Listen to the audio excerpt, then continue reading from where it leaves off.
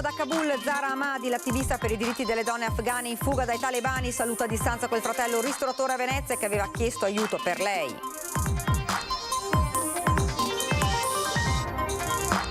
Pronti a scendere in campo accanto alla popolazione dell'Afghanistan, gli industriali di Assindustria Veneto Centro, il presidente Destro, verificare se ci siano le condizioni per dare accoglienza e lavoro a profughi e famiglie. All'Electrolux di Susegana, primo giorno di pasti takeaway per gli operai senza Green Pass, la metà dei dipendenti finisce per mangiare in giardino, l'ira dei sindacati, violate le norme sanitarie. Vaccinazione anti-Covid dalla prossima settimana in Veneto, scendono in campo anche i pediatri di famiglia, alta l'adesione, gli appuntamenti saranno gestiti via app. In arrivo nell'US 3 Serenissima, altri 30 sospensioni, 3 sanitari che non si sono voluti vaccinare. Intanto a Padova la procura indaga sulle infiltrazioni dell'estrema destra nel raduno dei No Green Pass. Tragedia nella notte Eraclea, una donna di 46 anni di origini romene annegata mentre faceva un bagno in mare dopo cena. Non si esclude che sia stata colpita da un malore. Il maltempo di lunedì sera, continuano anche oggi gli interventi di ripristino al rifugio del Cane di Ponzano nel Trevigiano, gara di solidarietà per risistemare i box danneggiati dalla caduta di rami ed alberi. Buonasera, ben ritrovati, edizione regionale dei nostri notiziari. Dunque l'avete sentito, e salve, ed è arrivata a Roma da Kabul la sorella del ristoratore veneziano Zahra Ahmadi, l'attivista per i diritti delle donne afghane in fuga dai talebani. Zahra Ahmadi, 32 anni, attivista dei diritti umani, sorella del ristoratore veneziano Hamed, è atterrata da Kabul a Fiumicino alle 13:52 a bordo del KC-767 dell'Aeronautica Militare Italiana. Con lei a bordo altri 202 cittadini civili afghani, tra cui molti attivisti, tutti in fuga dai talebani. Se fossero rimasti a Kabul, come Zahra, avrebbero messo a serio rischio la propria vita, in quanto impegnati sul fronte della lotta per la tutela dei diritti fondamentali di donne, bambini e uomini. Zahra sabato scorso aveva partecipato infatti ad una manifestazione contro l'avanzata dei talebani in Afghanistan. Il fratello, lo chef veneziano Hamed Hamadi, ha viaggiato tutta la notte per arrivare a Fiumicino per poterla salutare, sebbene a distanza. Con la sorella Zahra non si vedevano da più di 10 anni. L'ultima volta era stata nel 2006. Zahra Ahmadi, ora prima di arrivare a Venezia, dovrà attenersi insieme agli altri connazionali alla prevista profilassi sanitaria, ovvero alla quarantena di 10 giorni legata al Covid. Grazie a tutti gli italiani, scriveva poche ore fa il fratello Hamed sulla sua pagina Facebook. Grazie Italia, ma come Zahra abbiamo il dovere di aiutare anche altri. Da una parte sono felice, dall'altra sono triste, perché Zahra è una sola e così come lei ci sono 16 milioni di donne. Se poi aggiungiamo anche i bambini, il numero raddoppia, scrive sempre via social. Grande l'emozione da lui suscitata sull'opinione pubblica quando, temendo per le sorti della sorella, aveva chiesto l'aiuto della macchina politico-diplomatica, attivatasi da subito. In attesa dell'arrivo di Zahra a Venezia c'è da pensare alla numerosa comunità afghana presente in laguna, e ora bisognosa d'aiuto anche con i ponti aerei in corso in queste ore. Contestualmente c'è da promuovere in città una campagna di accoglienza aperta e generosa, così il deputato veneziano del PD Nicola Pellicani, costantemente in contatto con Hamed, il fratello chef veneziano di Zahra. Zahra è finalmente atterrata a Roma e presto, tra una decina di giorni, dopo la quarantena, sarà a Venezia. Ma nel veneziano c'è una comunità afghana particolarmente numerosa. Molti di loro mi hanno contattato perché hanno parenti e amici in grave pericolo e stiamo cercando di dar loro una mano. Contestualmente bisogna promuovere in città una campagna di accoglienza molto aperta e generosa, in grado di ricevere le migliaia di persone che sono in arrivo con i ponti aerei che sono in corso in queste ore. Ma serve fare di più, bisogna attivare al più presto corridoi umanitari, coinvolgendo anzitutto l'Unione Europea, per portare in salvo tutte le persone che in questo momento, in particolare le donne, sono in pericolo. È impegnato in questa campagna anche il Partito Democratico, che ha promosso una sottoscrizione e una mobilitazione nazionale per attivare campagne di accoglienza che coinvolgono anzitutto i comuni, il mondo del volontariato. La situazione dell'Afghanistan come un secondo Vietnam, così il giornalista di guerra Fausto Biloslavo, che accusa l'evacuazione dei nostri collaboratori afghani e dei loro familiari, doveva essere fatto prima, ora regna lì il caos. Tante storie dietro ai volti disperati attaccati al filo spinato dell'aeroporto di Kabul. Sono i collaboratori afghani che fino a poco tempo fa lavoravano spalla a spalla con gli italiani. Ora sono lì, nei loro occhi, il terrore. Dovevamo portare in salvo prima i nostri collaboratori, i nostri interpreti, quelli che hanno lavorato spalla a spalla con noi per 20 anni e non infilarli in questo inferno della fuga da Kabul, in questo nuovo Vietnam di cui tutta la colpa veramente adesso, soprattutto anche per la questione per gestione dell'aeroporto, ricade sull'amministrazione americana. Si parla di circa 1500 persone, tra loro la vicenda di una famiglia divisa. Siamo alla follia perché ovviamente cercano addirittura di buttare i bambini oltre le barriere, e c'è questo caso drammatico di una ragazzina di 12 anni che aveva assieme alla famiglia il permesso di venire in Italia, non posso dirvi perché, ma insomma vi garantisco che era uno delle famiglie a rischio. La ragazzina di 12 anni è riuscita a entrare, ma sono rimasti fuori sua sorella che è più anziana, ma è incinta, con il marito, e adesso la ragazzina è disperata perché è tagliata fuori, e dividere le famiglie afghane è l'unica cosa che non possiamo fare. Quello che è accaduto in Afghanistan, dice Biloslavo, è stato un tradimento repentino. Sono sotto banco, probabilmente gli americani anche hanno favorito l'occupazione di Kabul da parte dei talebani, perché il presidente, che non è degno neanche più di questo nome, Ashraf Ghani, è fuggito con la casa con 169 milioni di dollari, mettendosi d'accordo con i talebani, dando ordine all'esercito di non sparare. Perché io ho ricevuto la mattina di domenica, di Ferragosto, ho ricevuto da un capitano dei corpi speciali, che per fortuna adesso siamo riusciti a portare in salvo in Italia, il seguente messaggio: l'esercito ha ordini dall'alto di non sparare. Negli occhi della gente la speranza strappata e le urla "vogliamo vivere". Gran parte di questa popolazione penso che starà già meditando di prendersi e scappare lungo le linee clandestine dei trafficanti di uomini. Questo è il punto. E sono pronti a scendere in campo accanto alla popolazione dell'Afghanistan gli industriali di Assindustria Veneto Centro, in contatto diretto con l'ambasciata e la presidenza del Consiglio. Ci sentiamo coinvolti e chiamati in causa come cittadini e come sistema imprenditoriale, spiega Leopoldo Destro, presidente di Assindustria Veneto Centro, nel non lasciare soli e nel non tradire la fiducia di coloro del popolo afghano che hanno visto nella nostra presenza in quel territorio un segnale di speranza. L'obiettivo è quello di verificare se ci siano le condizioni per creare occupazione ed accoglienza per qualche profugo o famiglie afghane.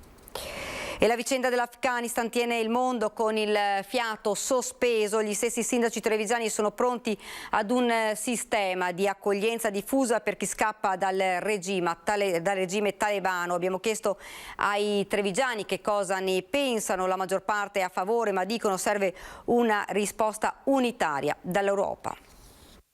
Beh, io sono favorevole all'accoglienza in questo caso. Vediamo cosa si può fare per questi poveri che stanno subendo delle cose atroci, e quindi io ripeto, sono d'accordo. Sono un po' contraria, sono diventata un po' razzista, mi dispiace, ognuno a casa sua. I nostri vecchi hanno fatto una guerra per portarci la nostra libertà, ognuno la sua. Perché è giusto aiutarli, se è possibile, con le dovute maniere, insomma. Assolutamente favorevole. Chi vuole andare via dall'Afghanistan deve essere libero di farlo.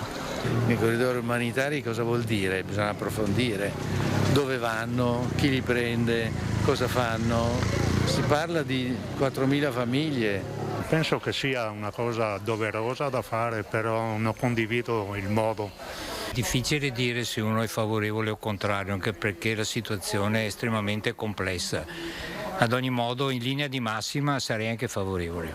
Ci troveremo ad affrontare una situazione creata da altri è un'emergenza assoluta, veramente grave, che dovrebbe venire affrontata da tutta l'Europa unita. Assolutamente favorevole, non credo che ci sia nulla da eccepire, soprattutto per le persone che stanno soffrendo in questo modo in Afghanistan. Sono persone in cerca d'aiuto, fuggono da quella che diventerà una guerra, quindi sì, aiutiamoli, non so perché non l'abbiamo ancora fatto, ecco. No, sono molto favorevole, bisogna aiutare quella gente che è sempre in difficoltà e non si capisce negli ultimi 20 anni quali siano state le conseguenze di questa guerra, cosa abbiamo ottenuto sia in termini di denaro che in termini di vite umane. Ed ora la cronaca, ennesimo incidente mortale sulle strade della provincia di Treviso. Nel pomeriggio un'auto è finito fuori strada in Viale della Vittoria a Busco. Il veicolo ha preso fuoco subito dopo l'impatto. Il conducente ha perso la vita. Inutili soccorsi arrivati poco più tardi. Il personale del SUEM 118 non ha potuto fare altro che constatarne il decesso del guidatore. I vigili del fuoco invece sono intervenuti per spegnere le fiamme divampate dall'auto finita fuori strada. Gli agenti della Postrada sono sul posto per i rilievi di legge per chiarire la dinamica dell'incidente insieme alla polizia locale di Ponte di Piave. Ed ora parliamo di vaccinazione anti-Covid. Dalla prossima settimana scendono in campo anche i pediatri di famiglia. Alla campagna hanno aderito 9 medici su 10. Gli appuntamenti saranno gestiti via app. L'obiettivo è accelerare, soprattutto in vista della riapertura delle scuole.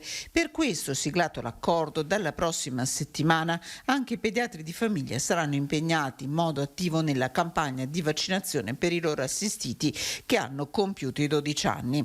Su 101 pediatri sono 93 quelli che saranno impegnati. Il Covid, spiegano, potrebbe non essere una passeggiata neppure per i più giovani. Il Covid non è innocuo, nemmeno per i bambini.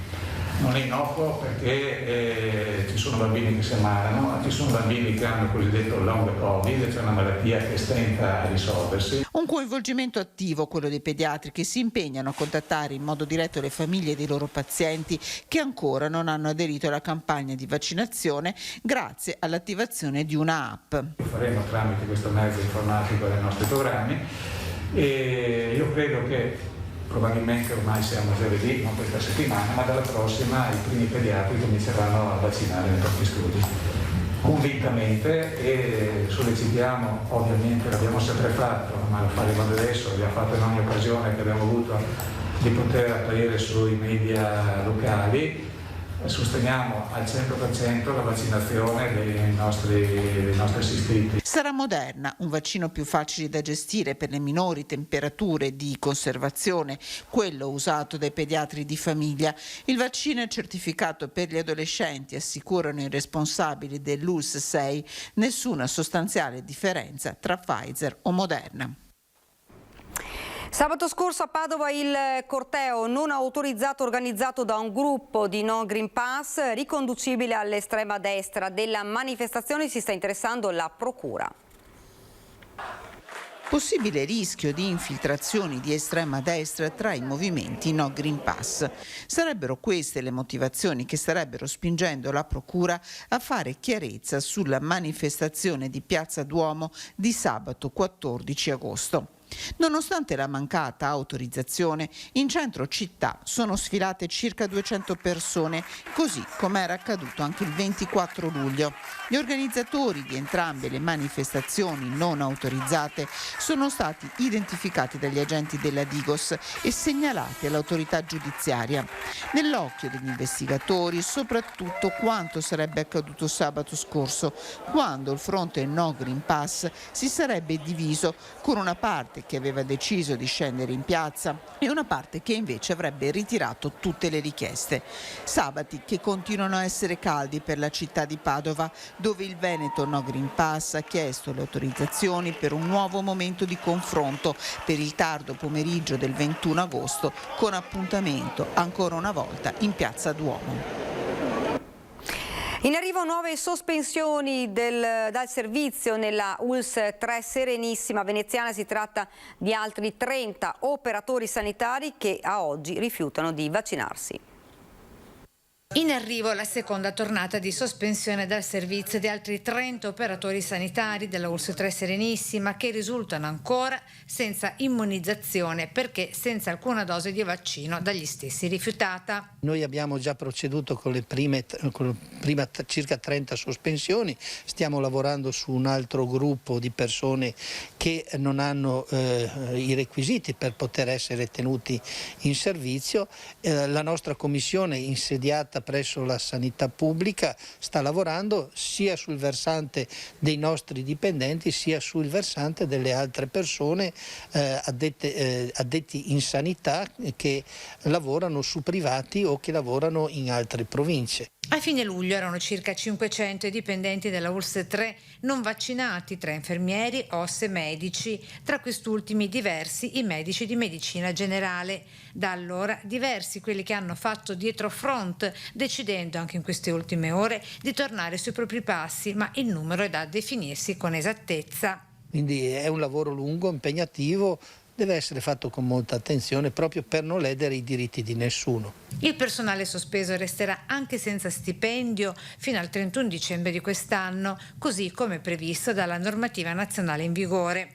Provvedimento che tuttavia decade nel momento in cui si opta per la vaccinazione obbligatoria appunto per i sanitari. Quando una persona è in possesso dei requisiti previsti per poter entrare nei servizi sanitari, la questione si risolve immediatamente. Infine la questione Green Pass obbligatorio nelle mense. Anche da noi naturalmente, noi lo stiamo facendo rispettare, le persone accedono se hanno questi requisiti e direi che in linea di massima in sanità ci sono perché tutti dovrebbero essere vaccinati. Fa più rumore un albero che cade che una foresta che cresce, così il direttore generale Contato, citando l'aforisma di Lao Tzu, nell'illustrare come l'azienda sanitaria veneziana abbia fino ad oggi effettuato più di 771.000 vaccinazioni.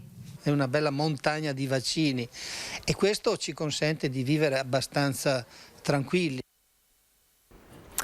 Primo giorno di mensa differenziata dal Green Pass negli stabilimenti dell'Electrolux. A Susegana la metà circa dei lavoratori ha ricevuto per pranzo dei panini che hanno consumato in giardino. Per i sindacati una grave violazione delle norme igieniche.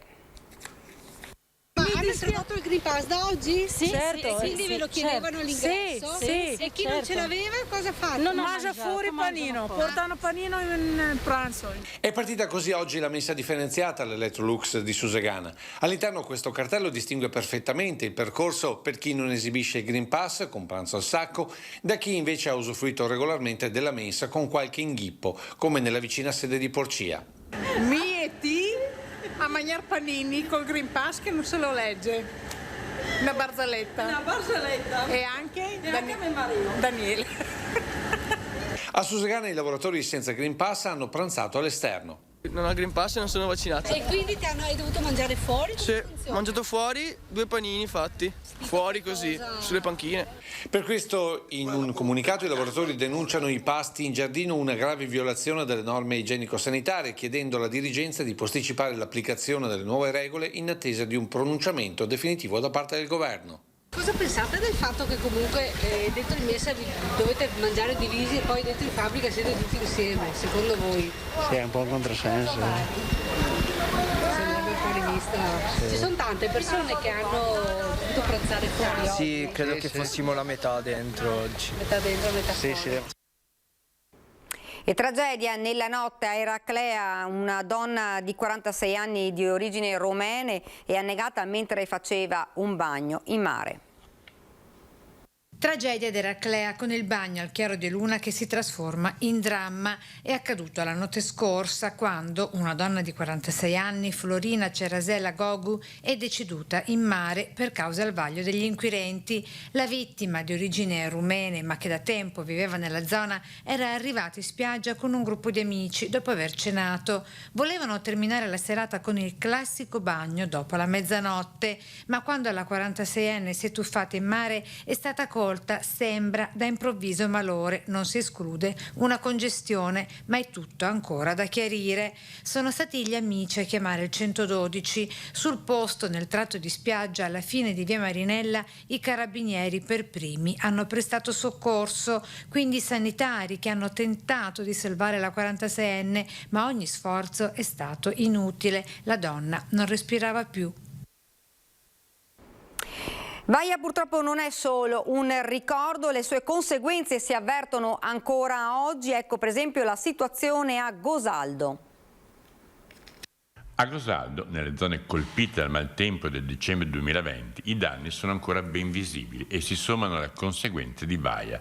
Per questo motivo il sindaco, il presidente della provincia di Belluno e il consigliere delegato alla difesa del suolo hanno fatto un sopralluogo, il cui scopo lo spiega lo stesso primo cittadino. Per vedere le varie problematiche occorse all'ultima calamità di dicembre, per capire come procedere tutte le varie somme urgenze, e perché ne abbiamo veramente tante e oltre le somme urgenze abbiamo parlato della viabilità della SP3, il discorso della fibra sul nostro territorio e i vari servizi che siamo attualmente scoperti. Si sono così valutate le possibili strategie di intervento in un comune in cui, da Vaia in avanti, ogni evento meteo, un po' più forte del normale, ha provocato danni. In particolare si è discusso di viabilità, che a Gosaldo significa oltre 60 km di strade tra provinciali, comunali e secondarie, con la SP3 che in località Corde Mole sta cedendo in un tratto a causa di una frana storica, mentre a Rennes i 2 ponti crollati a dicembre sono stati sostituiti da una pista provvisoria che ha però bisogno di essere resa stabile, mentre la località di La Veder presenta ancora una linea elettrica a terra. Tutti motivi per i quali si sta lavorando con Bensostrade allo scopo di intervenire il più rapidamente possibile in tutte le situazioni di disagio.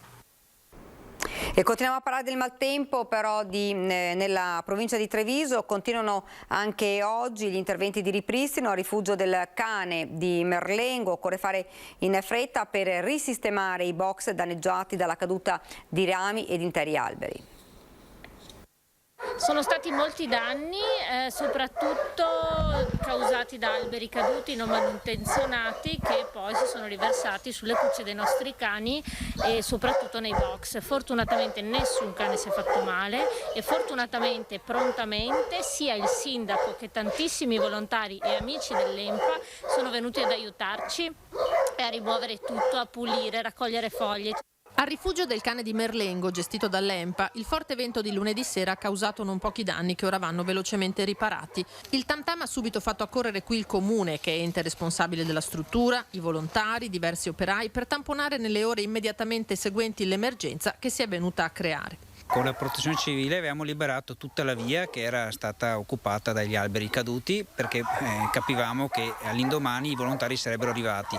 Abbiamo dato un'occhiata da fuori ma pareva che la situazione non fosse così grave, in realtà poi il giorno seguente sono stato chiamato dalla responsabile, il vento ha creato dei danni con gli alberi che sono caduti su alcune lotti dove ci sono dei cani che sono stati portati in altra parte, sono rotte le coperture, le reti ombreggianti, ma adesso un po' alla volta e sicuramente con l'aiuto di tutti gli altri comuni interverremo e risolveremo al più presto la situazione. I cani ricoverati nei box danneggiati sono stati spostati altrove. L'ENPA sui social ha lanciato un appello a chi volesse donare materiali o versare un contributo per far fronte alle spese impreviste che vanno affrontate. Il comune farà la sua parte, danni, dice il sindaco, di alcune migliaia di euro, ma il problema sono i tempi ristretti in cui bisogna intervenire. È più l'operatività di intervenire in tempi certi e ristretti perché il sole comunque batte, fa caldo e gli animali soffrono. È chiaro che più l'amore che deve essere dato verso l'animale che merita rispetto, considerando che gli stessi vengono abbandonati dagli stessi uomini che ne hanno in cura fino a poco tempo prima. Raid a San Cipriano di Roncade, in via Stradazza 19, nel mirino dei ladri, una villetta.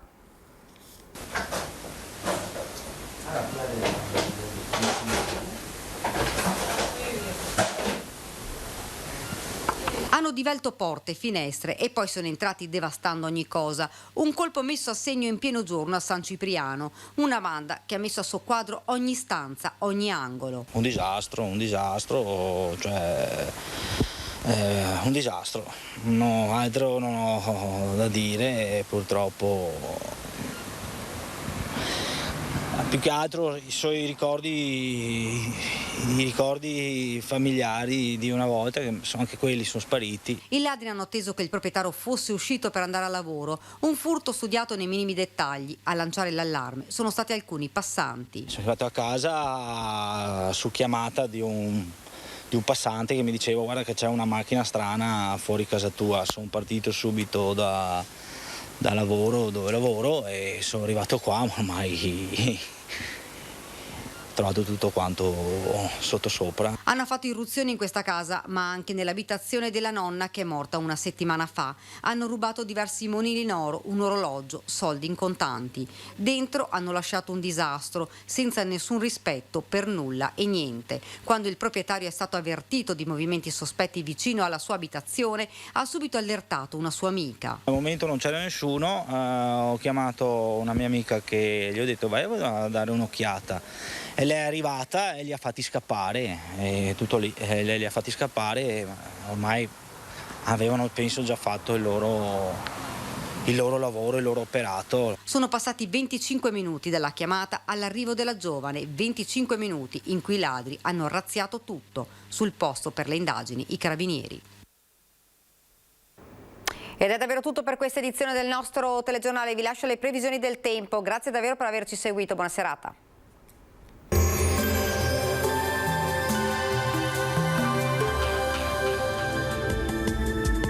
Bentrovati al meteo.